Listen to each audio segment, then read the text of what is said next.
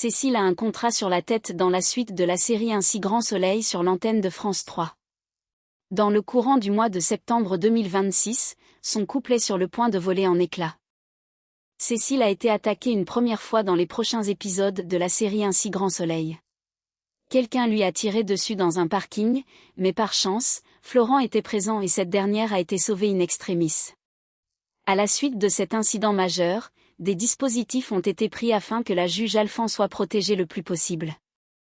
La famille n'est pas rassurée après cette première attaque, mais Cécile se défend de continuer à instruire cette enquête, malgré les risques que cela comporte. Margot demande l'avis de Florent et l'avocat, qui n'a pas sa langue dans sa poche, ne va pas se gêner pour lui dire le fond de sa pensée. Non mais de toute façon, elle s'en fout, dit-il en ajoutant qu'elle minimise la situation ou qu'elle est inconsciente. Seulement, Cécile persiste et signe dans sa décision.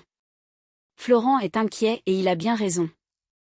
Dans l'épisode du vendredi 28 août 2026 sur l'antenne de France 3, Cécile est de retour du Luxembourg.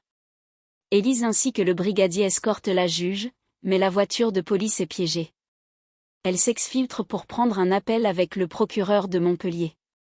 Le brigadier démarre alors le véhicule, qui explose. Les deux femmes, qui se trouvent hors de la voiture, sont soufflées par la puissance du choc. Si Élise est seulement blessée, le choc est plus grave pour la juge Alphand. Elle est inconsciente et gravement blessée. Elle est placée dans le coma car son pronostic vital est engagé. La famille est sous le choc de cette nouvelle. Mais ce n'est pas tout. Dans les prochains jours, Florent va apprendre une nouvelle qui pourrait bien tout faire basculer. Cécile a trahi Florent, car elle a une relation extra-conjugale avec l'homme d'affaires Guillaume Sérignan. Comment l'avocat va-t-il prendre cette nouvelle ? La réponse ne se fait pas attendre puisque Florent règle ses comptes avec l'homme d'affaires.